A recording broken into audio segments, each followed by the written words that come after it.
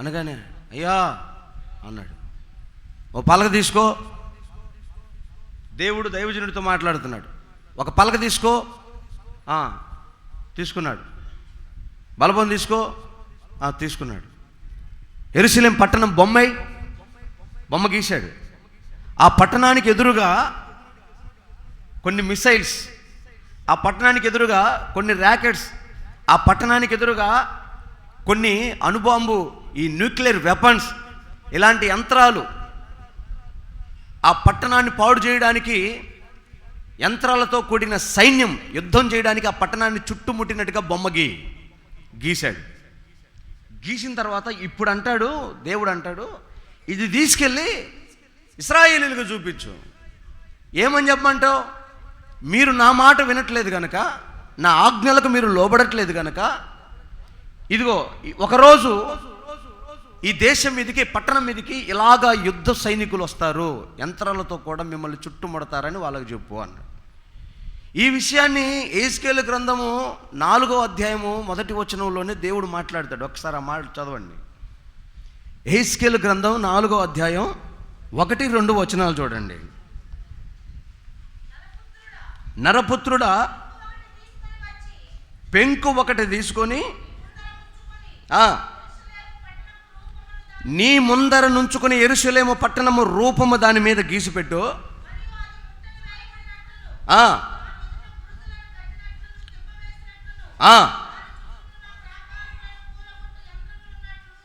యంత్రములు, machineries అంటే ఆ రోజుల్లో యంత్రాల గురించి అసలు ఎవరు చెప్పారు యెహెజ్కేలుకి? ఈ మిషన్లన్నీ, ఈ మిషన్ గన్స్ అన్ని, ఈ మిసైల్స్ అన్నీ ఇప్పుడు వస్తాయని అసలు ఏమాత్రం టెక్నాలజీ, పెన్ను పేపర్ లేని రోజుల్లో ఎవరు చెప్పారు యెహెజ్కేలుకి? దేవుడు చెప్తున్నాడు. మిషన్స్ వస్తాయి, నిన్ను చుట్టుముడతాయి, నీ బురుజులు కట్టడి చేస్తాయి, లోపలికేం రావు, బయటకేం పోవు, కట్టడి చేసి నీ మీద దాడి చేస్తారు. ఇప్పుడైనా నీ మనసు మార్చుకొని దేవుడు వైపు మళ్ళు. ఇప్పుడు మీరందరూ అనుకోవచ్చు, నిజమేనన్నా ఈ మాట, మాకెందుకు చెప్తున్నావు ఈ మాట? దేవుడు ఎప్పుడు ఒక విషయాన్ని మర్మముతోనే మాట్లాడతాడు, అక్షరంతో మాట్లాడు. అక్షరము మిమ్మల్ని చంపును కానీ ఆత్మ మిమ్మల్ని జీవింపచేయును. ఆత్మ అక్షరం వెనకాల ఉంటుంది. ఆత్మ, దాని స్వభావం ఉంటుంది. LION, lion. ఆ పేరు చెప్పగానే మీకు ఒక రూపం గుర్తొచ్చి ఉంటుంది కదా? ఏంటది? ఆ సింహం అనగానే దాని స్వభావం గుర్తొస్తుంది.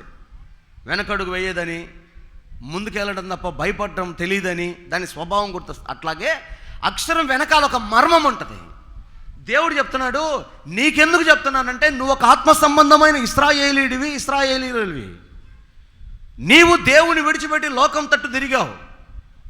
నేను ఎక్కడన్నా దేవుని తట్టే తిరిగాను, మందిరంలోనే ఉన్నానంటే నువ్వు శరీరమే ఉంది, నీ కళ్ళు కనబడుతున్నాయి, నీ హృదయము, శరీరం మాత్రం దేవునికి కనబడుతుంది, కానీ నీ హృదయ అంతరంగం దేవుడికి సమీపించరాని దూరంలో ఉంది.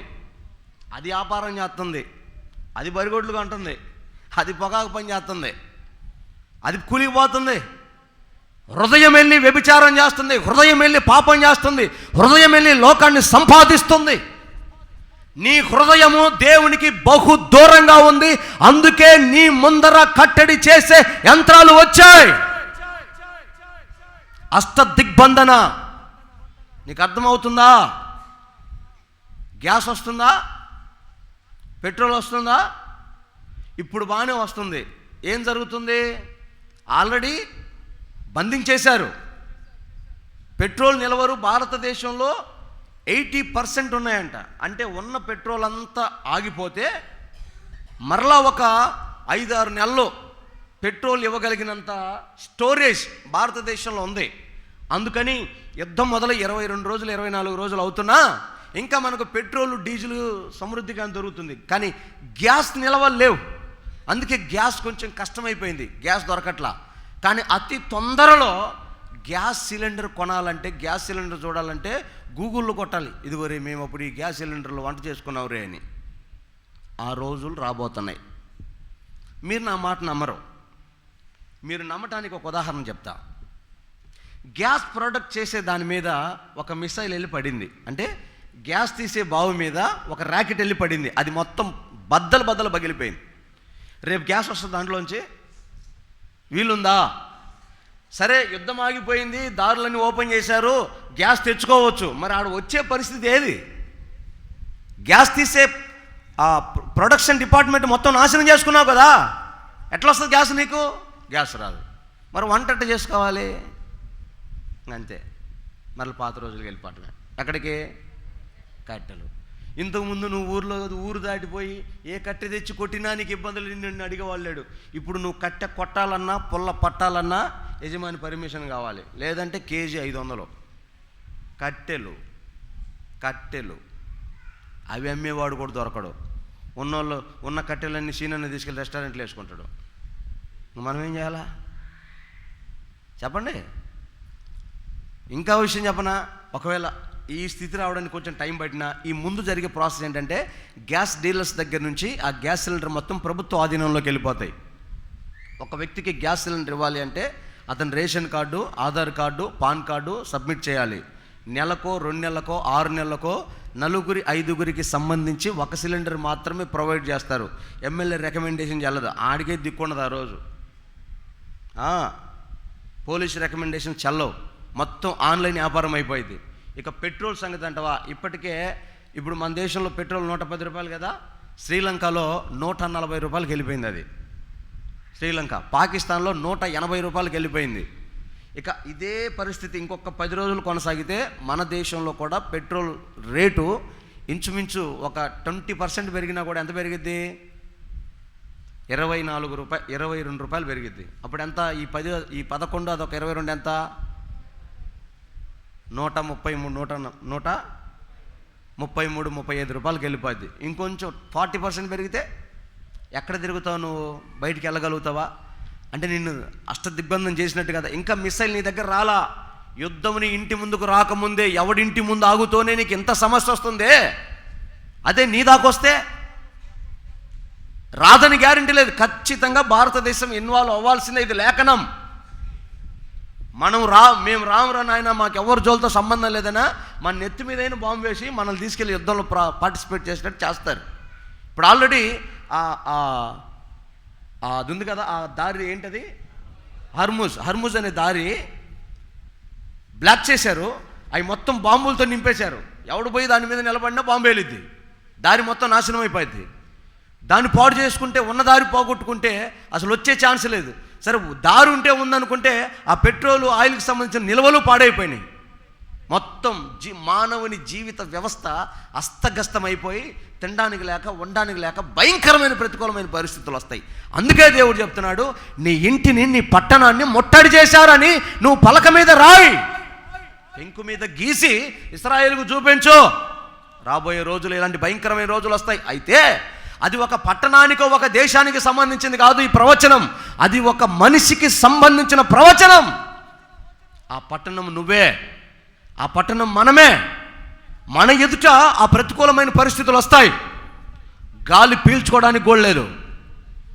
నువ్వు స్వతంత్రుడివే, నీకు హక్కు ఉంది, నీకు స్వేచ్ఛ ఉంది, కానీ నీ శ్వాస నువ్వు పీల్చడానికి కూడా లేదు. తెలుసా, ఇప్పటికే ఢిల్లీలో మనం చెప్పాను కదా, ఢిల్లీలో కొన్ని షాపులు ఓపెన్ చేశారు. ఏంటో తెలుసా? అవి కిరాణా షాపులు కాదు, సెలూన్ షాపులు కాదు, ఆక్సిజన్ షాపులు. ఆక్సిజన్ సిలిండర్లు పెట్టుకొని న్యాచురల్ ఆక్సిజన్ని అందిస్తామని ప్రతిరోజు 1 గంట ఢిల్లీలో ఉన్న వాళ్ళంతా ప్రతిరోజు 1 గంట ఆయా స్థలాల్లో ఉన్న ఆ షాపులకి వెళ్ళి ఈ సాగు బతుకుల మధ్య కొట్టుమిట్టాడుతున్న ఐసీయూలో ఉన్నోడికి పెడతారే, ముక్కుకి ఒకటి ఆక్సిజన్ పైప్ ఎట్లా పోతుందే, లేకపోతే ఆక్సిజన్ మాస్క్ ఉంటుందే, అలాంటి పెట్టుకొని ఒక 1 అవర్ ఆక్సిజన్ పీల్చుకొని వాళ్ళు బయటకు వస్తారు. ప్రతిరోజు 1 అవర్ అట్లా స్పెండ్ చేయాలంటే ఎంత డబ్బు ఖర్చు? సరే పోనీ, మనిషికి దేవుడు ఇచ్చింది 24 గంటలు, 1 గంట ఏమైపోయింది ఇక్కడ? పోగొట్టుకున్నట్టేగా. మనిషి ఆయుష్కాలం పోగొట్టుకునే కదా. రోజు 1 గంట చొప్పున వారానికి, నెలకి, సంవత్సరానికి ఎన్ని రోజులు పోతాయి? మనిషి ఆయుష్కాలం తగ్గిపోలా? నువ్వు గాలి పీల్చడానికి కూడా నీకు స్వేచ్ఛ స్వాతంత్రం లేకుండా పోయింది. కారణం ఏంటంటే నీ ఎదుట యంత్రం, నీ ఎదుట పాపం నిలబడి ఉంది, మరణం నిలబడి ఉంది, యుద్ధానికి ఆయుద్ధమైంది, ఆసన్నమైంది. మరి అలాంటప్పుడు మనం ఏం చేయాలయ్యా? సింపుల్గా చెప్తున్నా, ఎప్పుడైతే ఆ సైన్యం నీ బురుజుల్ని వెంటాడి నిన్ను పట్టుకుంటుందో అప్పుడు నీ పక్షమై నీ దేవుడు దిగి వస్తాడు. చప్పలు కొట్టు గట్టిగా. దేవునికి స్తోత్రం కలుగును గాక. హల్లెలూయా. ఆయన నీ పక్షాన దిగి వచ్చినప్పుడు ఆయన నిన్ను ఎదుర్కొని నిన్ను హక్కును చేర్చుకొని చంకబెట్టుకొని ఆయన రాజ్యానికి, ఆయన పట్టణానికి నిన్ను తీసుకొని వెళ్ళాలంటే ఆ కెపాసిటీ నీకుందా? నువ్వు చర్చిలోకి వచ్చావు, నీ కులం నీతోనే ఉంది, నీ స్వభావం నీతోనే ఉంది, నీ ద్వేషం, నీ పగ, నీ ఈర్ష, నువ్వు విడిచిపెట్టి బాప్తిసం పొందినప్పుడు అన్నీ విడిచిపెట్టి నేను పూర్తిగా యేసుకు సొంతమయ్యాను అని చెప్పిన ఆ మాటలు అబద్ధం. మనుషులే ఉన్నారు దేవుని ఎదుట. మీ మనసులన్నీ ఆ పాత స్వభావాల్లోనే ఉండిపోయినాయి. విగ్రహారాధన చేయట్లేదు, అంతే బొమ్మలు పెట్టుకొని. కొంతమంది అవి కూడా పెట్టుకొని చేస్తున్నారు అనుకో, రాహేల్లాగా. అర్థమైంది మీకు? హల్లెలూయా. గట్టి చెప్పండి. యాకోబు అన్నాడు, మాయ్ అసలు నా దేవుడు ఎవరో తెలుసా? మీ అయ్య భయపడ్డాడు నా దెబ్బకి, దడ పుట్టింది మీ అయ్యకి, సామాను సర్ది పంపించేస్తున్నాడు. నా దేవుడు అలాంటి రోషం గల దేవుడు, ఈ విశ్వాన్ని సృష్టించిన వాడు, సమస్తాన్ని సృష్టించిన వాడు. అసలు ఆయన గురించి చెప్పసక్యం కానిదంటే రాహేల్ అన్నది. బాబా ఎంత మంచి గొప్ప దేవుడు, స్తోత్రం, హల్లెలూయా అన్నదా. రా పాదం, మా ఇంటికి పోదాం రా, పొద్దుగూగులేని ఎంతోటి గొడవ అని చెప్పి పొమ్మంటే సామాన్ అంతా సర్దుకొని కొన్ని బొమ్మలు కూడా తీసుకొని సంచిలో వేసుకొని ఒంటి మీద వేసుకొని ఆట మీద కూర్చుంది ఎక్కి. ఇప్పుడు ఈ వెనకాల లాభాన్ని వెనకాల వస్తున్న పరిగెత్తుకుంటా, ఓ యాకోబు, ఓ యాకోబు, ఓ యాకోబు. ఏంది మామ, ఏంది, మొత్తం లెక్కలన్నీ అయిపోయినాయి కదా, నా ఇంటికి నేను పోతాను, ఎందుకు వస్తున్నావు మళ్ళీ వెనకబడే అంటే యాకోబు లాభాన్ని అంటాడు, పోతే పోయావు కానీ మా దేవుళ్ళని తీసపోతున్నావు, ఆడికి తీసపోతున్నావు అని. ఓరు పిచ్చోడా, నా దేవుడు ఎవరు అనుకున్నావు అసలు? అలాంటి దేవుడు నాకుంటే మళ్ళీ నీ పిచ్చి దేవులతో నాకేం పని? మా తాత ఎప్పుడో వదిలేశాడో, బొమ్మలు అమ్ముకున్నాడు, దేవుళ్ళని బొమ్మలు అమ్ముకున్నాడు మా తాత. అవి వదిలేసినప్పుడే కదా మేము యేసుప్రభుని నమ్ముకుంది. మళ్ళీ అయ్యేందుకు తెచ్చుకుంటానంటే మన పూర్తిగా నా బొమ్మలు ఇంట్లో లేవు, యాడు నేను చూపాను. యాకోబుని మర్యాద చెబుతున్నా, అసలు ఆ బొమ్మలు ముట్టను కూడా ముట్టను నేను. చూసుకో, చెక్ చేసుకో. అంతా చెక్ చేస్తాను. రాహేల్ మాత్రం ఒంటి మీద కూర్చొని కదలకుండా దిగట్లా. లాభాన్ని వచ్చాడు, అమ్మా బిడ్డ ఏంది డాడీ, నా బొమ్మలు కనపట్లేదమ్మా, ఒకసారి దిగు చెక్ చేస్తా అన్నాడు. కూతుర్ని నమ్మలే తండ్రి. ఈ రాహేల్ మామూలుగా, డాడీ నేను డేట్లో ఉన్న డాడీ, దిగలేని డాడీ అనేది పిచ్చిది. తండ్రి పాపం, తండ్రి కదా, అంతలో మాట, ఆడపిల్ల ఆ మాట అంటే ఇంకేం చేస్తాడు మర్యాదగా. సర్లే బిడ్డ పో అంది. కింద ఉన్నాయి బొమ్మలు నామ కింద. తీరా ఆడకపోయిన తర్వాత మందిరం దగ్గరికి వచ్చినాక దిగ్గానే గలగల అంటున్నాయి. ఏందా ఇదే? మా నాన్న బొమ్మలు తెచ్చా. సైతాన్ జీవం గల దేవుడి దగ్గర పోతే బొమ్మలు వేసుకొని వచ్చి బారునోకు పక్కన బారునోకు అనగా గుంత తీసి గుంతలు పెట్టి లోపల పెట్టి బయటకు వచ్చి అప్పుడు యాకోబుకు దేవుడు ప్రత్యక్షమయ్యాడు. చప్పట్లు కొట్టు గట్టిగా. దేవునికి స్తోత్రం కలుగును గాక. హల్లెలూయా. అంటే వదలాల్సినవి వదిలేయాలి, పట్టుకోవాల్సినవి పట్టుకోవాలి. దేవుడు నిన్ను ఆశీర్వదిస్తాడు. నీ మీదకి విరోధంగా లేచిన శత్రువుని ఎదుట నిలబడినప్పుడు, శత్రువు అంటే యంత్రం రాక్కర్లా, మనిషిని చంపడానికి యాక్సిడెంట్ కావాలా, ర్యాకెట్లు పడాలా? మనిషి ఎన్ని రకాలు చచ్చిపోవచ్చు. గ్యాస్ ట్రబుల్ చచ్చిపోవచ్చు, హార్ట్ అటాక్ వచ్చి చచ్చిపోవచ్చు, బీపీ ఎక్కువ చచ్చిపోవచ్చు, షుగర్ డౌన్ అయ్యి చచ్చిపోవచ్చు. లోపలనే ఎన్ని డ్యామేజ్లు ఉన్నాయి చూడు మనిషికి.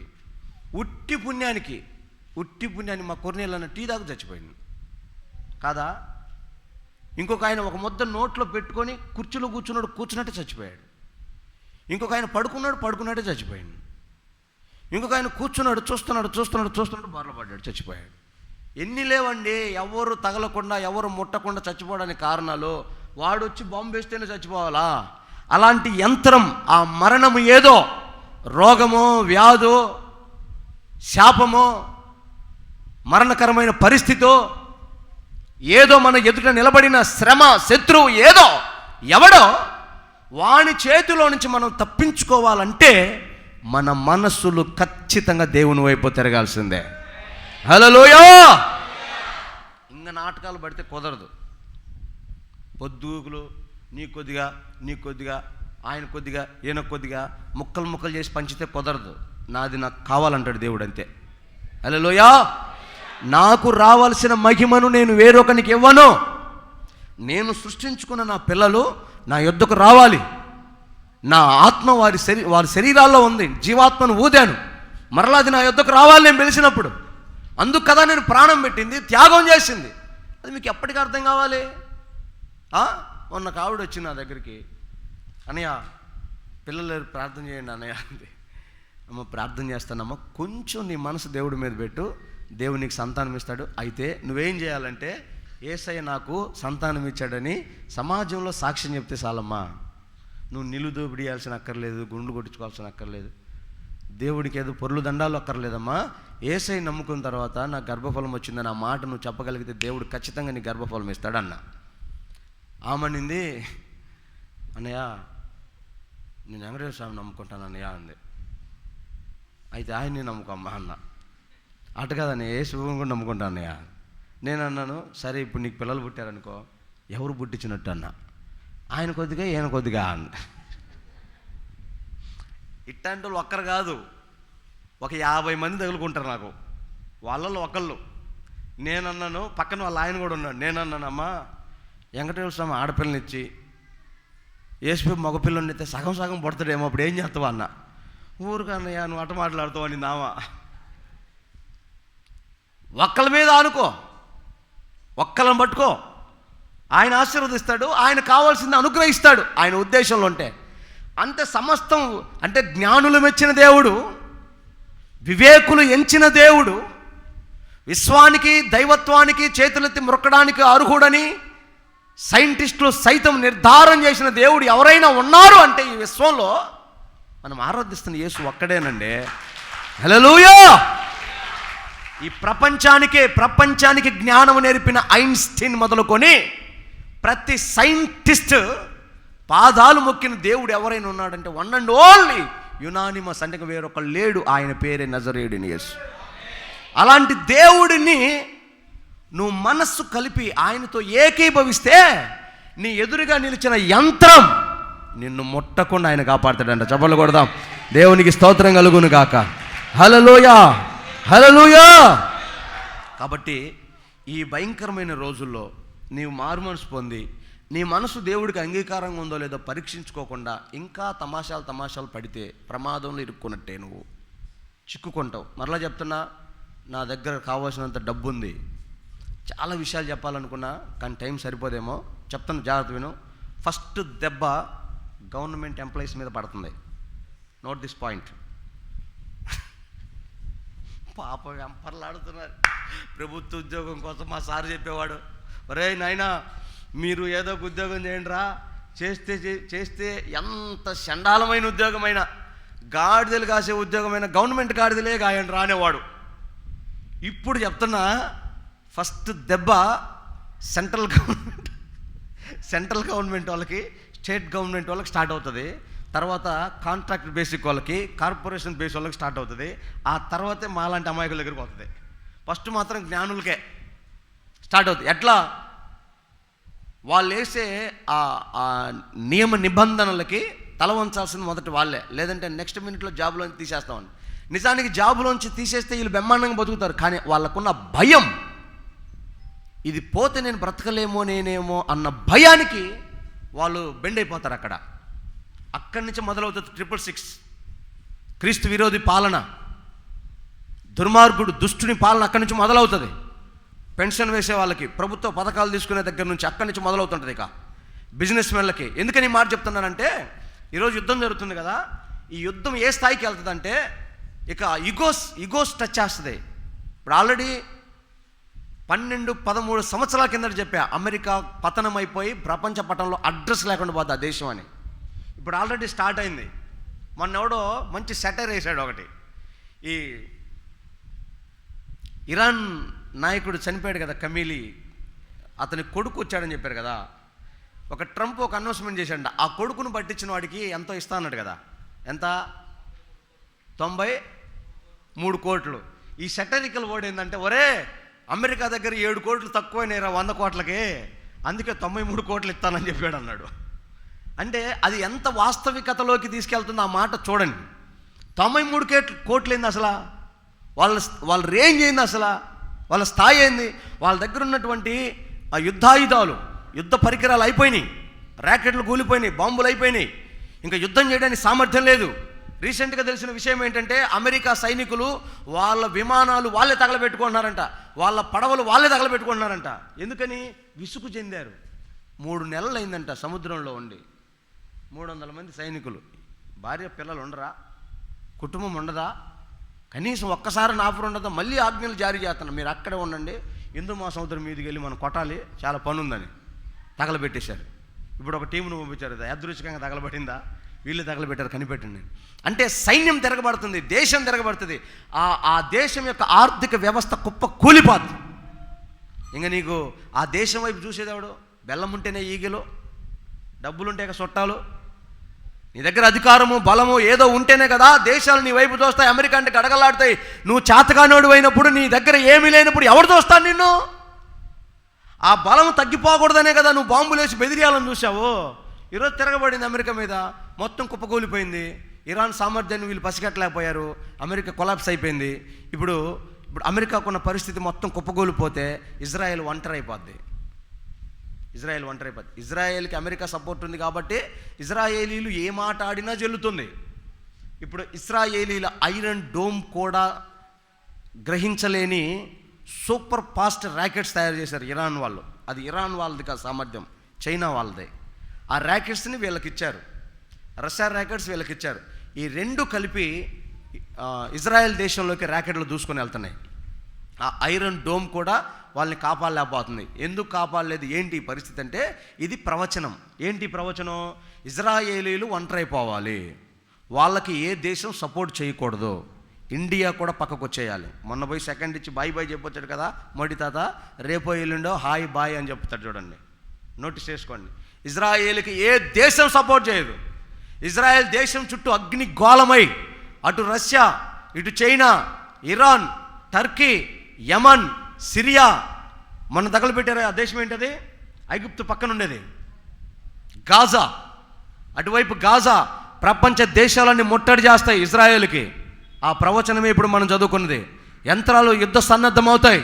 ఇజ్రాయేల్ ఒంటరైపోయి ఏమి చేయలేక దిక్కుతోచని స్థితిలో ఉన్నప్పుడు ప్రపంచమంతా యుద్ధంతో కొట్టుకొని, అప్పటికే ఇజ్రాయేల్ మీద ఉన్న ప్రేమతో కొన్ని దేశాలు, అరబ్ కంట్రీస్లో ఉన్న దేశాలు కానీ, యునైటెడ్ కింగ్డమ్లో ఉన్న దేశాలు కానీ, యూరోప్ దేశాలు కానీ కొన్ని ఇజ్రాయెల్కి సపోర్ట్ చేయాలని తాపత్రయపడతాయి. కానీ ఈ దేశాలు ఆ దేశాలు కొట్టుకొని ప్రపంచమంతా సర్వనాశనం అయిపోతుంది, బూడిద.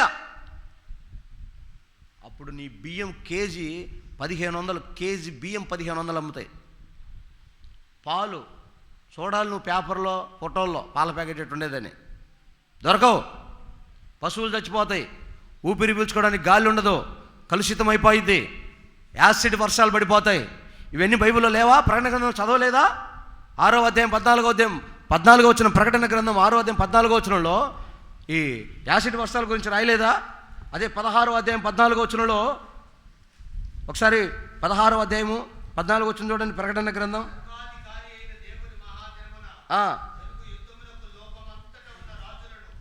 లోకమంతటా ఉండే రాజులను పోగు చేయవలనని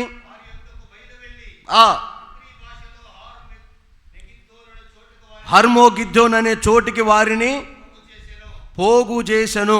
ప్రపంచంలో ఉన్న రాజులని, అధిపతులని, అధ్యక్షులు, ప్రపంచ దేశాధ్యక్షులని ఆ యుద్ధానికి పోగు చేస్తారంట. రండి ఇజ్రాయేల్ని తగలబెడదామని ఆ యుద్ధాన్ని పోగు చేస్తాడంట. ఈ పోగు చేసే క్రమంలో ఈ టెక్నాలజీని నాశనం చేస్తే మనం బాగుపడొచ్చని ఇప్పుడు భూమి మీద కొట్టుకుంటున్నారు కదా. నెక్స్ట్ డ్యామేజ్ ఎక్కడ జరిగిద్ది అంటే శాటిలైట్ వ్యవస్థ మీద జరిగిద్ది. ఒకసారి గట్టిగా హల్లెలూయా చెప్పండి. ఇప్పుడు ఇక్కడ నుంచి మనం అమెరికా మీదకి ర్యాకెట్ వదిలేమనుకో, వాళ్ళకి అక్కడ సిగ్నల్, ఒక సైరన్ వస్తుంది, అని ఒక సైరన్ వస్తుంది. అదేం చేస్తుందంటే ఇండియాలో నుంచి ఒక ర్యాకెట్ వస్తుంది, అది పలానా చోట పడుతుంది అనగానే వీళ్ళు ఒక ర్యాకెట్ని రిలీజ్ చేస్తారు. ఈ 2 ర్యాకెట్లు పైన కొట్టుకొని పైన గాలిలోనే పగిలిపోతాయి, పేలిపోతాయి. అప్పుడు మనకి ఇబ్బంది లేదు. ఇప్పుడు ఇది గుర్తించాలి అంటే వీళ్ళకు ఉన్నటువంటి వ్యవస్థను ఏమంటారంటే రాడార్ వ్యవస్థ అంటారు. అర్థమైందా? ఏం వ్యవస్థ? రాడార్ వ్యవస్థ అంటారు. ఇప్పుడు ఈ రాడార్ వ్యవస్థ నాశనం అయిందనుకో, అది వచ్చే సంగతి వీడు తెలియదుగా. ఈ రాడార్ వ్యవస్థ నాశనం ఎలా చేయాలంటే దీనికి సంబంధించిన శాటిలైట్స్ భూమికి పైన ఉపరితలంలో ఉంటాయి. తెలుసు కదా, ఆ మధ్య విలియం సునీత 6 నెలలు పోయి అక్కడే ఉంది, కిందకి రాలేక. ఆ శాటిలైట్ వ్యవస్థని ర్యాకెట్లతో తగలబెట్టేస్తారు. శాటిలైట్ వ్యవస్థ తగలబెట్టడం అంటే ఏమనుకుంటున్నారు మీరు? కొట్టుకొని సస్తే తెచ్చారులే వాళ్ళే అనుకుంటున్నారా? వన్స్ శాటిలైట్ వ్యవస్థ తగలబడిందంటే ఫోన్లో సిగ్నల్ రాదు, ఇంటర్నెట్ కనెక్షన్ ఉండదు, ఫోన్లో యూట్యూబ్ రాదు, వాట్సాప్ రాదు, ఫోన్ పోదు. నువ్వు ఫోన్పే చేద్దామంటే ఫోన్పే పనిచేయదు. బ్యాంక్కి వెళ్ళి డబ్బులు తెచ్చుకుందామని పుస్తకం తీసుకొని పోతావు, సర్వర్ డౌన్ ఉంది, రేపు రాపో అంటాడు, ఎల్లుండి రాపో అంటాడు, వారం తర్వాత రా, 10 రోజుల తర్వాత రా. నీకు 10 కోట్లుంటే ఉపయోగమైంది బ్యాంకులో, బయటకు వచ్చేది అట్టా. నీకు అర్థమవుతుందా? నా మాట వింటున్నారా? మెల్లో నకిలీస్ తీసి ఇది తీసుకొని ఒక కేజీ బీబీరా ఇత్తడా వాడు పెట్టిలోంచి ఆ డస్క్ తీసి నా కాడ ఉంది ఏం చేసుకోమంటావు అంటాడు. వినపడుతుందా? అర్థమవుతుందా? మీరైనా కూడా మామూలు వాళ్ళు కదా, ఆరాధన అయిపోగానే మళ్ళీ మీ ఫోన్ ఎవరి మీదే, మీ టీవీ సీరియల్ మీయే, మీ ఎవరి మీదే. కానివ్వండి, మీరు తగ్గమాకండి. అసలు తంతే బయట వాడెవడు అంటుంటాడు చూడు, మదనపల్లివాడు పంచపైకి కట్టుకొని. తల్లిదండ్రులు లోబడొద్దు, సేవకుడి మాట వినొద్దు, దేవుడి మాట వినొద్దు, దేవుడికి భయపడొద్దు. అంతా డబ్బు, అహం, అధికారం, లోకం, వ్యామోహం, శరీరం, తృప్తి. సెల్ ఫోన్ తీసుకొని బయటికి వెళ్తావా నువ్వు? వాక్యం చెప్తుంటే గ్రంథంలో రాసి పెట్టా, రెడ్ బుక్ ఉందమ్మా మన దగ్గర కూడా. హలో, ఆరాధన జరుగుతుంటే సినిమాకి వెళ్తావా? ఆరాధన వదిలేసి ఏం చేస్తావు? ఎక్కడున్నావు? దేవుని వాక్యానికి లోబడవా? దేవుడు ప్రాణం పెట్టి మొత్తుకొని చెప్తుంటే నీకు అర్థం కావట్లేదా? ఏం చూస్తున్నారు మీరు? న్యూజిలాండ్లో డిమాండ్ పెరిగిపోతున్నాడు స్థలాలకి. హల్లెలూయా. ఎక్కడ? న్యూజిలాండ్లో. ఇదేందిరా ప్రపంచమంతా నాశనం అయిపోతుంటే న్యూజిలాండ్లో డిమాండ్ పెరగటం ఏంటంటే అంటే ఎలన్ మస్క్, జుకర్బర్గ్, ఎవరు వీళ్ళందరూ? మనకేం తెలియదు. ఈ కార్తీక దీపంలో ఆ మొత్తం పేరు చెప్పండి, ఏమనుకోండి, ఒక్కసారి చెప్పండి చెబుతా.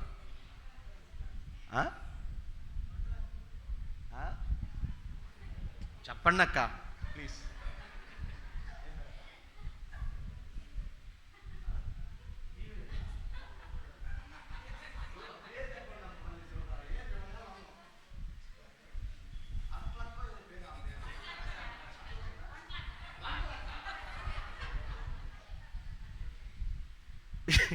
ఇప్పుడు జుకర్బర్గ్ ఎవరంటే మీకు తెలియదు, ఎలన్ మస్క్ ఎవరంటే మీకు తెలియదు. వంటలక్క ఎవరంటే మాత్రం వంటలక్క గురించి బాగా తెలుసు. ఈ వంటలక్క వల్ల ఏమైనా ఉపయోగం ఉందా?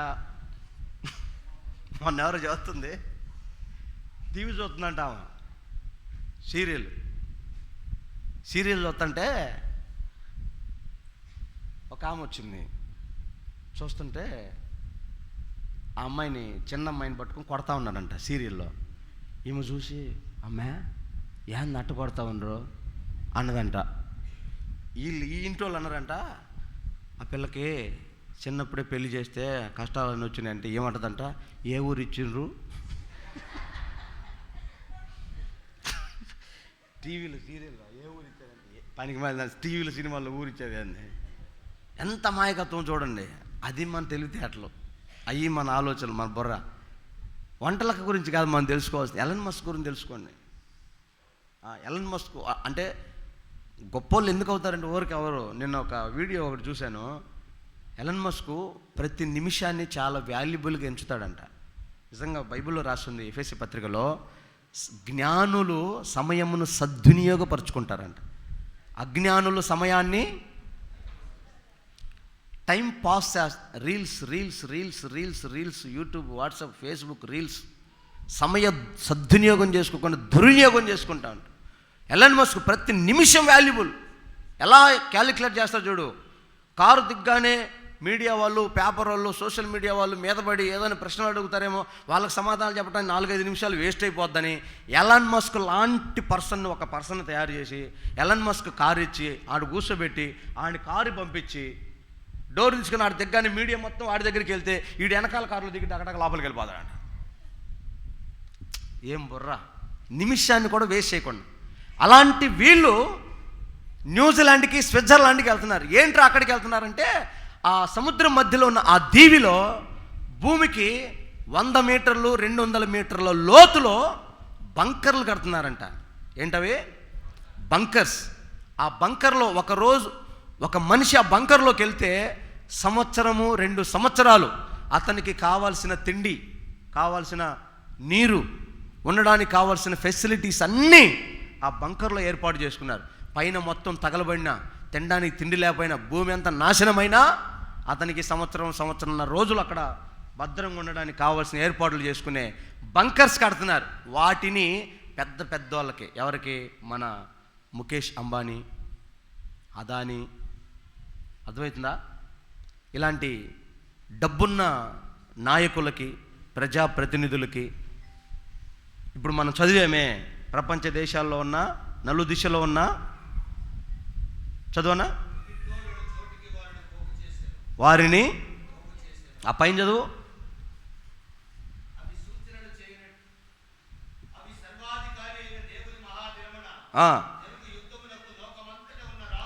లోకమంతట ఉన్న రాజులను పోగు చేయవలనని. చాలు, లోకంలో ఉన్న వారందరినీ పోగు చేసి వాళ్ళకి సేల్ చేస్తున్నారు, వాళ్ళని బతికించాలని. కానీ వాక్యంలో ఏమని రాసిందంటే, భూమి అగాధములో ఉన్న, పాతాళములో ఉన్న నిన్ను జుట్టు బట్టి పైకి లేపకొస్తానన్నాడు దేవుడు. ఆకాశంలో గూడు కట్టుకున్న అక్కడి నుంచి కోల దోస్తానన్నాడు దేవుడు. ఆయన తప్పి, ఆయన దాటించి, ఆయనకు మరుగయ్యి అక్కడ దాక్కుంటాం మనం. బంకర్ గడితే ఉపయోగం. ఒక్కొక్కడికి తపన, ఆశ, బతికేయాలి, ఇక్కడే ఉండిపోవాలని. సేఫ్టీ లేదని కదా దేవుడు చెప్తుంది. అలాంటి బంకర్స్ ఏర్పాటు చేసుకొని దాంట్లో బతికేయాలని, తప్పించుకోవాలని తాపత్రయపడుతున్నారు. కానీ అక్కడ కూడా వారికి సేఫ్టీ లేదు. అదే ప్రకటన గ్రంథం 6వ అధ్యాయం 15వ వచనంలో చెప్తాడు చూడు. భూరాజులు, గనులు, సహస్రాధిపతులు,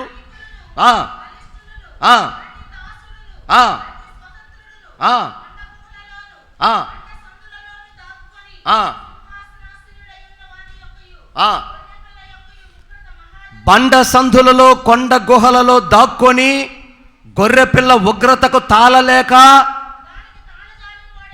తాళజాలిన వాడెవడు?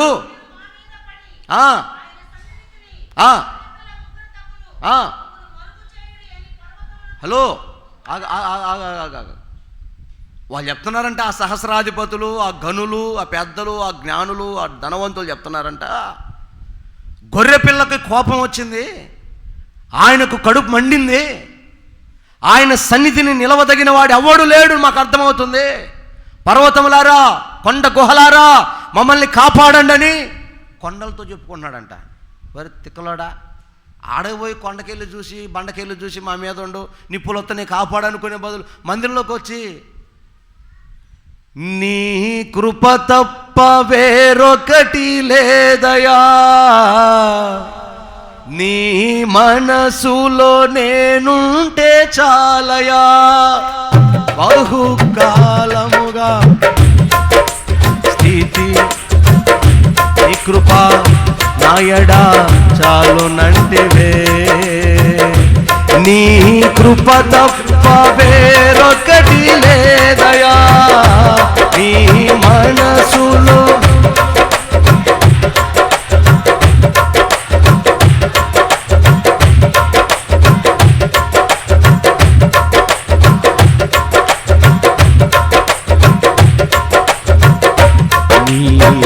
అరచేతిలో నన్ను చెక్కుకుంటివే, నాకేమి కొదువా,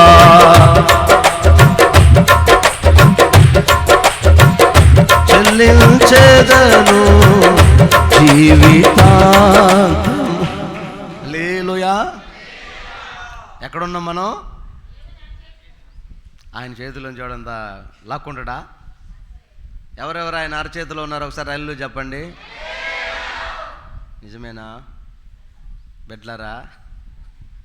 కొంతమంది ఫీల్ అయిపోతుంటట, అమ్మాయి దేవుని, అమ్మ మేము దేవుని నమ్ముకున్నాం అమ్మ, 10 సంవత్సరాలు జాన్సన్ అన్న మా పాస్టరు. ఉపయోగం ఏందమ్మా అన్న? దేవుని నమ్ముకున్న ఉపయోగం ఏముంది? ఏడు పెవ్వు నమ్ముకుంటే తిరుపతి పోయి గుండు కొడుచుకుంటే చెప్పు. ఎక్కడికి వచ్చి ఆరాధన చేతివి, అక్కడికి వెళ్ళి ఎగిరెగిరి పడుతుంటివి. బ్రదరు చెప్పు బ్రదరు, ఉపయోగం ఏముంది బ్రదరు? యవనస్తుల జీవితాలు ఎటు వెళ్ళిపోతున్నాయి ఒకసారి ఆలోచించండి. ప్రాముఖ్యంగా యవనస్తులు. ఎందుకంటే నా మనస్సులో దేవుడు పెట్టిన ప్రతి ఆలోచన ఆయన మదిలో నుంచి పుట్టినదే. ఆమె ఎందుకని ఈ మాట చెప్తున్నానంటే, ఇప్పుడు నువ్వు 14వ అధ్యాయంలో, ప్రకటన గ్రంథం 16వ అధ్యాయము 14వ వచనంలో చదివిన ఆ మాట, దాని ఎండింగ్లో ఒక మాట చూడు. ఇదిగో నేను దొంగవలే వచ్చుచున్నాను, అదిగో తాను దిగంబరుడై సంచరించుచున్నాడు, మనుషులు వాడి దిశమల చూస్తారేమోనని మెలకువగా ఉండి వస్త్రములు కాపాడు. హలో అమ్మా, ఇటు చూడు. నేను బజార్కి వెళ్తున్నాను, పెళ్ళికి వెళ్తున్నాను, ఫంక్షన్కి వెళ్తున్నాను, నా బట్టలు కొంచెం బాగాలేవే, ఆ పెద్ద చీర కొనుక్కుంటే బాగుండే, ఆ పట్టు చీర కొనుక్కుంటే బాగుండే, కాస్ట్లీ ఉంటే బాగుండని ఎంత నువ్వు నలిగిపోయి గిల్టీగా ఫీల్ అవుతుంటావో. నా బండికి సైలెన్సర్ ఊడిపోయింది, నా బండికి కిక్కు రావట్లేదు, నా బండికి ఆరన్ పోయింది, నా బండికి లైట్ పగిలిపోయింది, ఎవరైనా చూస్తే అనుకుంటారో గిల్టీగా ఫీల్ అవుతుంటావో. నేను కూడా ఇల్లు కడితే బాగుండు, నేను కూడా కారు కొంటే బాగుండు, నేను కూడా స్థితి మారితే బాగుండు, నాకు బంగారం ఉంటే బాగుండని ఎంత గిల్టీగా ఫీల్ అవుతావో. దేవుడు చెప్తున్న మాట, తాను దిగంబరుడై ఉండి జనులు తన దిశమల చూస్తారని ఎవడైతే మెలకువగా ఉండి వస్త్రము కప్పుకుంటాడో వాడు ధన్యుడు. నీ దిశమలేంటో తెలుసా?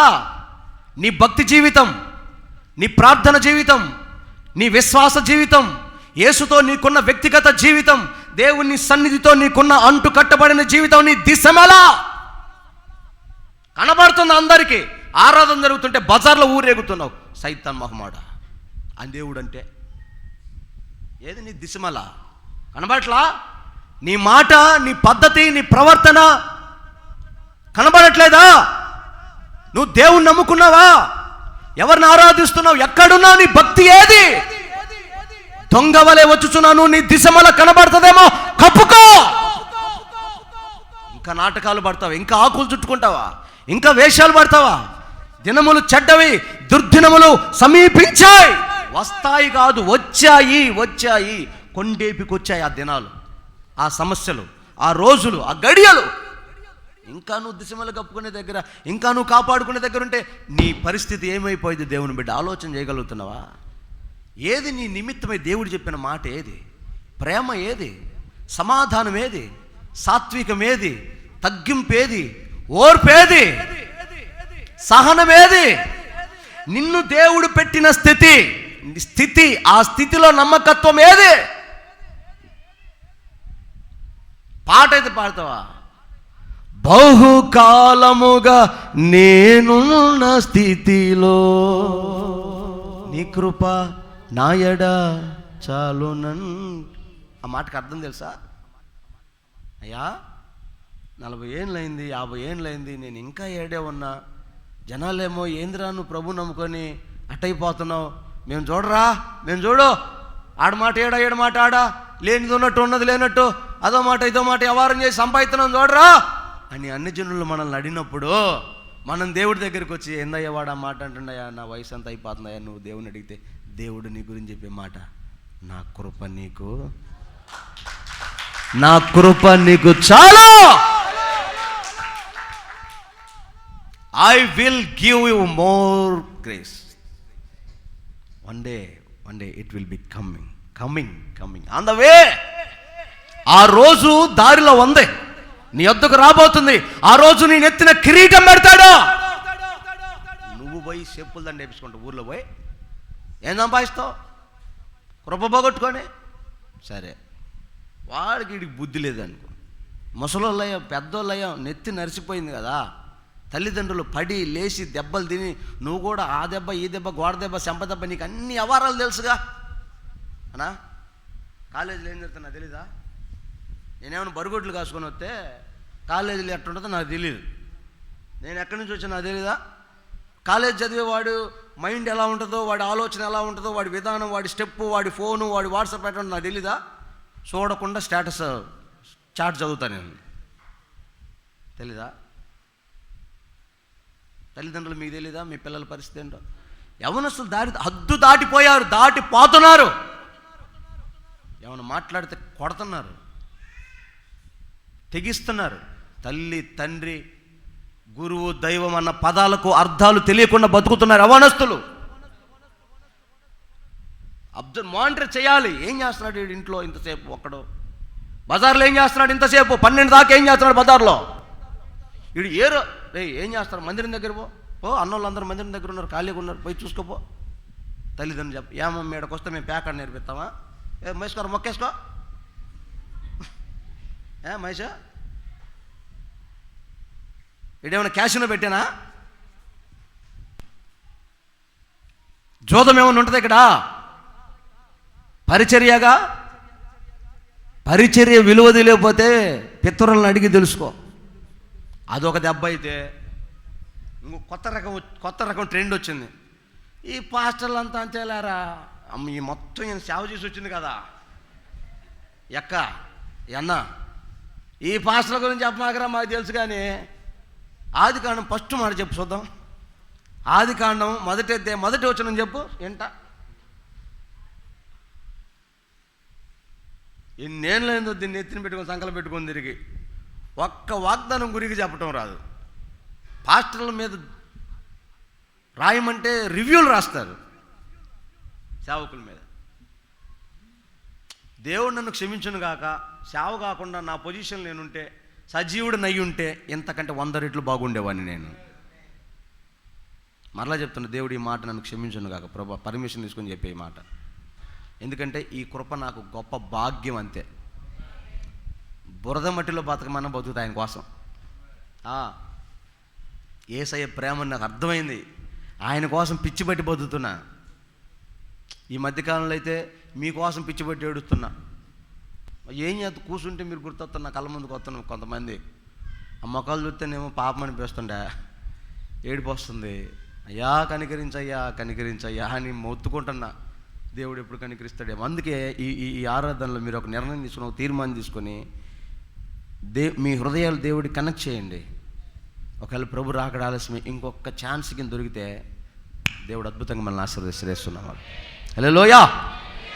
ఎస్ నేను చెప్తున్నా, నా మాట వినండి. నరుని కష్టం వలన వాని ఆస్తి ఎక్కువ కాదు, యెహోవా ఇచ్చు ఆశీర్వాదమే ఐశ్వర్యం. ఒకవేళ ఇది తప్పు అని నువ్వు అంటే ఇంక బైబిల్ చింపేయటమే, అంతేగా. అదేం లేదన్నా, అంత మన తెలివితేటలంటే దావీదు చరిత్ర అబద్ధమైపోద్ది, అబ్రహాము చరిత్ర అబద్ధమైపోద్ది, యాకోబు ఇస్సాకుల చరిత్ర అబద్ధమైంది, పితరుల చరిత్రలు అబద్ధమవుతుంది, ఏసన్న గారు, భక్త సింగ్ గారు, దేవదాసు గారి సేవ అబద్ధమైపోద్ది. ఈ మాట తప్పంటే దేవుడు ఆశీర్వదించాలి. కృప నిన్ను గొప్ప చేయాలి. కృప ఆరోగ్యము ఇవ్వాలి, ఆయుష్కాలం ఇవ్వాలి. నరులు దేని చేత? కృప చేత బ్రతుకుతారు. ఆ కృప వ్యర్థమైపోయింది. మరి అలాంటి యవనస్తుల ప్రవర్తన విషయమై తల్లిదండ్రులు ఎంత రెస్పాన్సిబిలిటీ కలిగి ఉన్నారు. ఎందుకు ఈ మాట చెప్తున్నానంటే, మీ పిల్లలు మీ సొత్తు కాదు, గర్భఫలం యెహోవా ఇచ్చు బహుమానం. పిల్లలు దేవుని స్వాస్థ్యం. దేవుడు ఇచ్చిన బహుమానాన్ని, దేవుడి స్వాస్థ్యాన్ని నువ్వు జాగ్రత్తగా పెంచి పెద్ద చేసి మరలా ఆయనకు అప్పచెప్పాల్సిందే. దేవుడు అడిగాడు, అయ్యా అబ్రాహాం అడుగుతున్నాడు దేవుని, అయ్యా నాకు పిల్లలు లేరు, ఒక మగపిల్లడు నీ అయ్యా, ఈ అయ్యా అన్నాడు. మగపిల్లడు ఎక్కడున్నాడు? దేవుడి దగ్గర ఉన్నాడు. అబ్రాహాం అడిగాడు, ఒక మగపిల్లడు నీ అయ్యా, పోరా ఇచ్చాడు. వాడిని చూసుకుని తెగ మురిసిపోతాడు, నా కొడుకు. ఎవరు ఇచ్చారు? దేవుడు ఇచ్చాడు. దేవుడు ఒకరోజు కనపడ్డాడు, నేను ఇచ్చినో నేను నాకు ఈరా అన్నాడు. ఏం చేశాడు ఇప్పుడు? తీసుకెళ్ళా. మనం కూడా చాలా చెప్తాం, దేవుడు ఇచ్చాడయ్యా, దేవుడి దయ్యయ్యా, దేవుడు కృపయ్యా, దేవుడేనయ్యా, అంత దేవుడేనయ్యా, దేవుడు ఇచ్చింది దేవుడికి ఇచ్చాయన్నాం అనుకో, గట్టిగా లేదు అని చెప్పండి, అక్కడ పడుతుంది. అందుకే మోరియా పర్వతం ఎక్కాలి మనం అప్పుడప్పుడు ఒకసారి. ఆమేన్. తేడా పడుతుంది అక్కడ. దేవుడిచ్చింది దేవుడు. ఆ దేవుని దయా కృప అనేది వాస్తవం నువ్వు నమ్మితే, కృప మీద ఆధారపడు, దేవుడు చూసుకుంటాడని తెలుస్తున్నావు. ఈ తరం యవనస్తులు నీకు సంబంధం లేదు. దేవుని పిల్లలు, వాళ్ళని జాగ్రత్తగా పెంచి పెద్ద చేసి మరలా దేవుడికే అప్పచెప్పాలి. నువ్వు దేవుని పని కొరకు, దేవుని సన్నిధి కొరకు, దేవుని రాజ్యం కొరకు సిద్ధపరచాలి. మన పని అది. నేను కాదు, మీరు ఇక్కడ రావడానికి కారణం దేవుని కృప. ముందుగానే అనాది ప్రణాళికలో మనల్ని ఏర్పాటు చేశాడు ఆయన ఇక్కడ మనలందరినీ. ఆమేన్. ఎవరి వలనో దేని వలనో కలిగింది కాదు, ఇది దేవుడు ముందుగానే ఏర్పాటు చేసిన కృప. ఆ కృపలోకి మనందరం వచ్చి ఉన్నాం. దేవునికి స్తోత్రం కలుగును గాక. హల్లెలూయా. కనుక ఈ కడవరి కాలంలో ఒక్కసారి దాన్ని గుర్తించండి. ఎందుకంటే దైవజనుడైన పౌలు గారు సంఘానికి ఒక లేఖ రాస్తూ ఒక మాట చెప్తాడు. తిమోతికి రాసిన 2వ పత్రిక 3వ అధ్యాయము 1 నుంచి 4 వచనాలు చదివితే ఆ 4 వచనాల్లో ఒక మాట ఉంటుంది. అంటే మనం ఈ మాటలను బట్టి అందరూ ఒకసారి ఆ మాట చూడండి. ఎందుకు ఈ మాట చెప్తున్నానంటే, ఈ మాట దేవుడు మనకు గుర్తు చేసినప్పుడు మనలో ఇలాంటి క్వాలిటీ ఉందేమో గమనించుకొని పరీక్షించుకోవాలి. అంత్యదినములలో అపాయకరమైన కాలములు వచ్చునని తెలుసుకున్నాము. ఏలయనగా మనుషులకి స్వార్థం ఎక్కువైపోయింది. ధనం మీద మనసు బాగా బీగుతూ ఉంటుంది. అబద్ధం ఆడుతారంట, అహంకారం వస్తుందంట, దూషిస్తూ ఉంటారంట. అది నోటీస్ చేయాల్సిన మాట. అసలు ఆగా అంత్యదినముల్లో చాలా ఉన్నాయి. ఇప్పుడు ఈ క్షణానికి మనం నోటీస్ చేయాల్సిన మాట ఏంటంటే, తల్లిదండ్రులకి అవిధేయులు. అక్కడ ఇంకో మాట కూడా కింద ఉంది, కానీ అక్కడ ఆ తల్లిదండ్రుల దగ్గర దేవుడు, సేవకుడు, భర్త, భార్య, ఆ మాటలు పెట్టుకోవాలి. అక్కడ వాళ్ళకి మనం ఏమవుతున్నామంట? అవిధేయులం అవుతున్నామంట. అవిధేయులను కృతజ్ఞత లేని మనం చేసిన పాపాలకి దేవుడి సంగతి తర్వాత కానీ భూమి మీదనే మనల్ని కొట్టి చంపాలి జనాలు. అలాంటి భయంకరమైన దుర్మార్గమైన పనులు చేసాం మనం. భర్తను మోసం చేసిన భార్యలు ఉన్నారు, భార్యలను మోసం చేసిన భర్తలు ఉన్నారు, తల్లిదండ్రులు మోసం చేసిన పిల్లలు కూడా ఉన్నారు. అయితే సాగుతుందట, అంతే ఉన్నారు. కొట్టి చంపాల. అయినా కూడా నిన్ను ఇంట్లో ఉంచి నీకు అన్నం పెట్టి నిన్ను పోషించి నిన్ను క్షమించగలుగుతున్నారంటే నువ్వు ఎంత కృతజ్ఞత కలిగి ఉండాలి. కానీ కృతజ్ఞత లేనివారు. తర్వాత ఇది ఎక్కువైపోయింది. అసలు ఇంకా పండుకుంటే అదేందో ఆలోచన, కూర్చుంటే అదే ఆలోచన, బండెక్కితే అదే ఆలోచన, తినడానికి లేకపోయినా ఉండడానికి లేకపోయినా అపవిత్రమైన ఆలోచనలు చింత ఎక్కువైపోయింది ఒక్కొక్కడికి మధ్యకాలం. అనురాగరహితులు, అతిథి ద్వేషులు, ఇంటికి వస్తే కాఫీ ఇయటానికి కూడా మనసుకు రాని వ్యక్తిత్వాలు.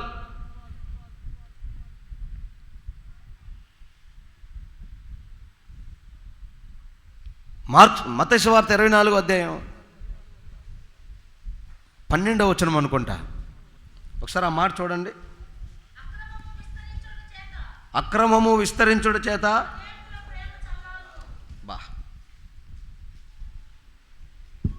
తీసారా మాట? ఎంతమ్మ వచనం అది? 24:12.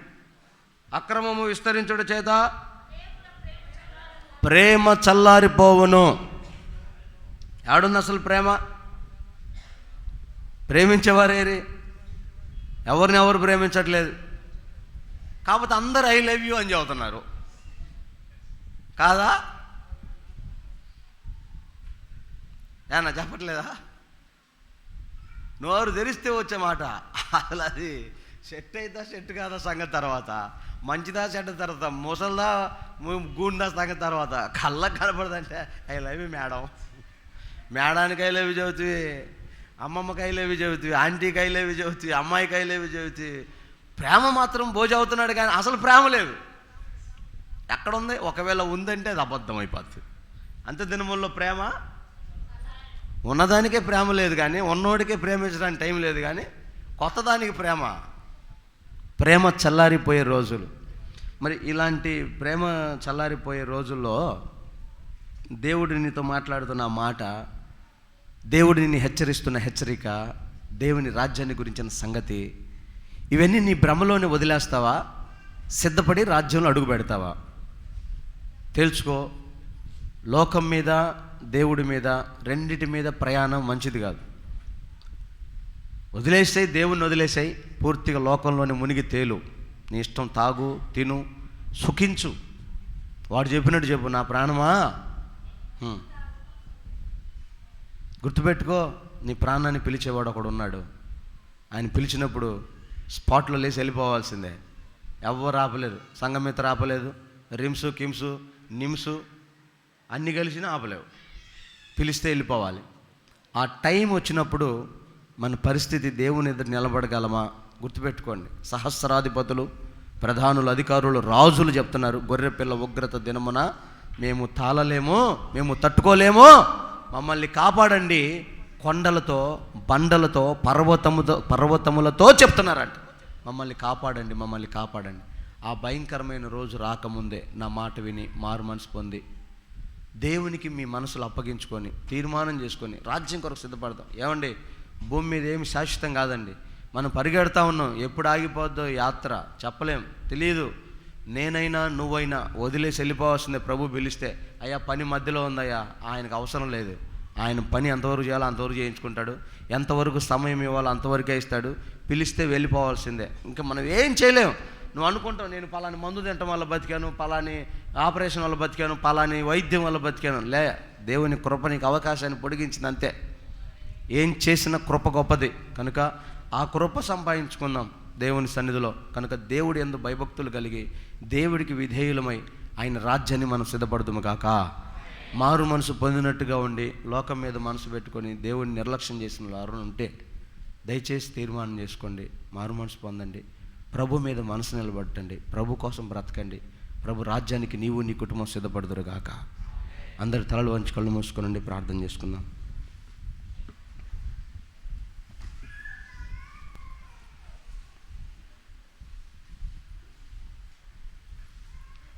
ఒక క్షణం మోకరించిన నీవు తలలు వంచి కళ్ళు మూసుకొని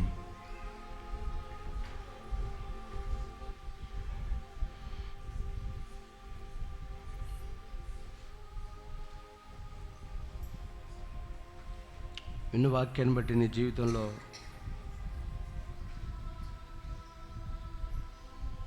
ఈ కడవరి కాలం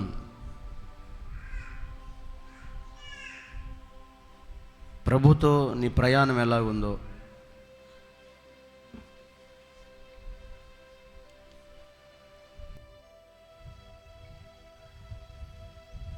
దేవుని కొరకు నువ్వు ఎలాంటి నిర్ణయాలు, ఎలాంటి తీర్మానాలు చేస్తున్నావో, దేవుని ఎదుట నీ మనస్సాక్షి ఎలాగుందో. దైవజనుడైన పౌలు అంటారు, రక్షణ నిశ్చయత. ఈరోజు ప్రభు వస్తే, ఈ రాత్రి కడబోర శబ్దం వినబడితే ఎత్తబడి గుంపులో నువ్వు ఉంటావా? విడవబడిన తర్వాత ఉండే శ్రమలు అది ఊహకు మించి భరించలేనివి. తీర్మానం చేసుకో, ప్రార్థన చేసుకో.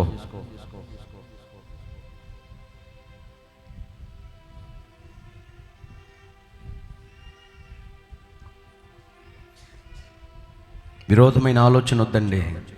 పసివాడి వలె, పసిపిల్లల వలె తగ్గించుకుందాం.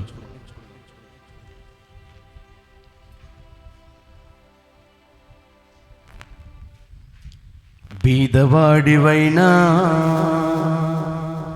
సామంతరాజువైనా, సిలువ చెంత చేరి మోకాళ్ళు వంచుకుంటే కొదమ సింహమై యేసయ్యా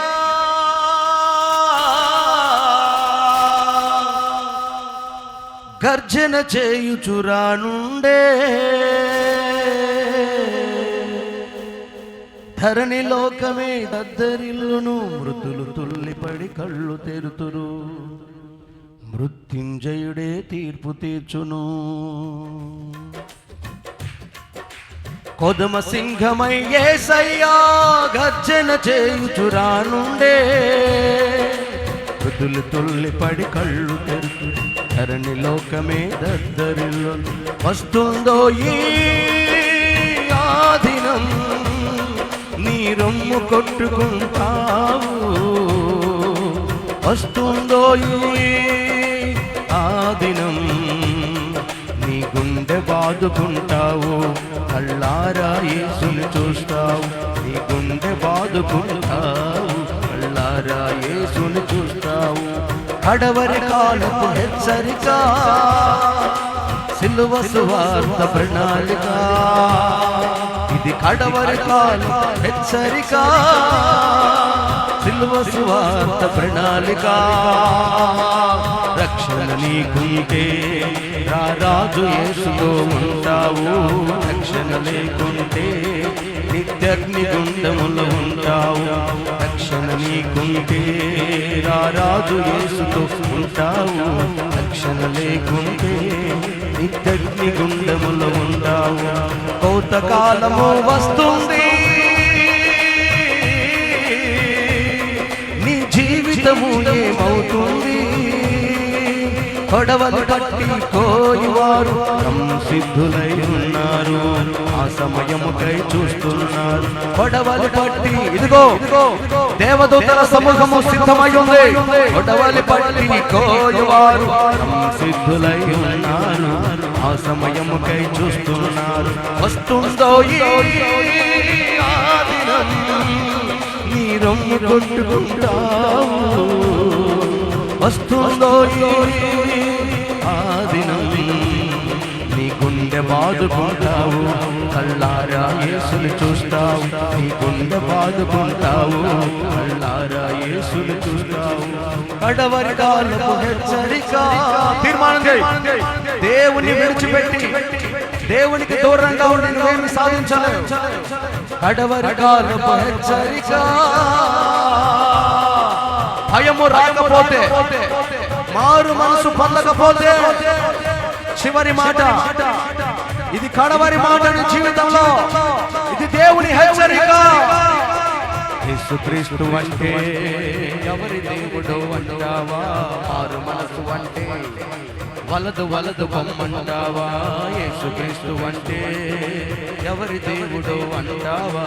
మారు మనసు అంటే వలదు వలదు బొమ్మంటావా? ఎండమావులే నీరు అని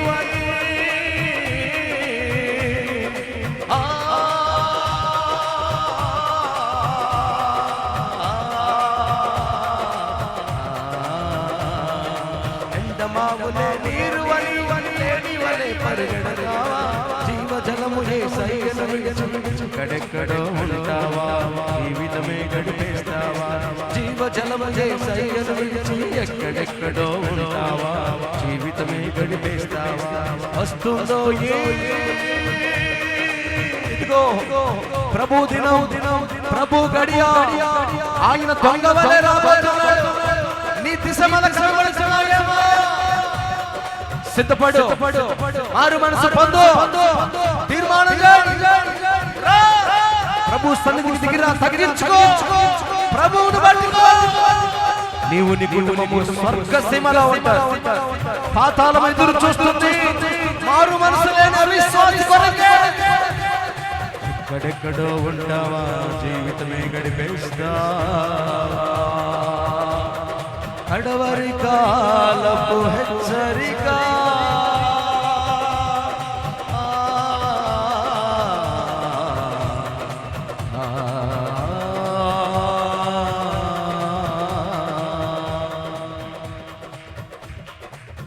యేసయ్యా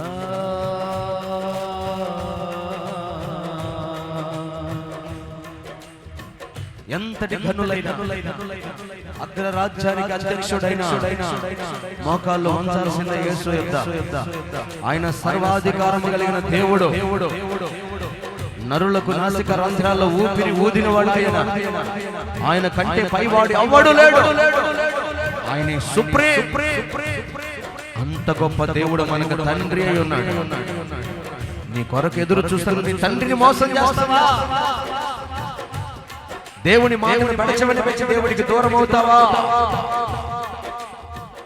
ఆలోచించు, ఒక తీర్మానం చేయి. నేడే, రేపు నీది కాదు, ఈరోజే. ధనవంతుడు అనుకున్నాడు, నా ప్రాణమా కావలసినవన్నీ సమకూర్చాను, ఇక రేపటి నుంచి నువ్వు సుఖంగా ఉండొచ్చు అని. ఆశ్చర్యకరమైన విషయం, ఆ ప్రాణం పంపినవాడు మరలా వెనక్కి పిలుస్తున్నాడు. వెర్రివాడా అని పేరు పెట్టి. ఈ లోకం మీద మనసు పెట్టిన వాడికి యేసయ్య పెట్టిన పేరు వెర్రోడా. దేవుడి మీద మనసు పెట్టిన వారికి లోకం పెట్టిన పేరు వెర్రివాడ. లోకం అనుకుంటుంది సిలువను గురించిన వార్త నశించిపోతున్న వారికి వెర్రితనంగా ఉంటుంది.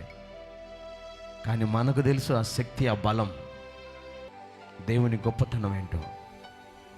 ఒక తీర్మానం చేసుకో. ఆయన నిన్ను విడనాడేవాడు కాదు, ఆయన నిన్ను ప్రేమిస్తున్నాడు. అందుకే నీతో హెచ్చరికతో కూడిన మాట మాట్లాడుతున్నాడు. మరలా నువ్వు ఆయన సన్నిధికి రావాలని, ఆయనకు నీవే కావాలని, నీవు మాత్రమే ఆయన సొంతం, ఆయన మాత్రమే నీకు తండ్రి అయి ఉండాలి. అందుకే ఆయన నీతో మాట్లాడి నిన్ను హెచ్చరించి నిన్ను ప్రేమించి పిలుస్తున్నాడు. మరలా ఆయన సన్నిధిలో నువ్వు నూతనమైన తీర్మానంతో అడుగుపెట్టు. నా దేవుడు నిన్ను, నీ కుటుంబాన్ని ఆశీర్వదించబోతున్నాడు. అట్టి ఆశ కలిగిన వారు మీ చేతులు ఆకాశం వైపు చాపండి. మీ కొరకు నేను ప్రార్థన చేయబోతున్నాను.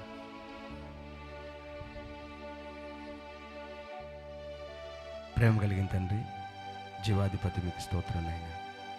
ఈ ఆరాధన ఇంతవరకు మీరు ఆశీర్వాదకరంగా జరిగించినందుకు స్తుతి చెల్లిస్తుంది. మీరు మాట్లాడిన ప్రతి మాట మా జీవితాల్లో నీరు కట్టి ఫలింపచేయండి.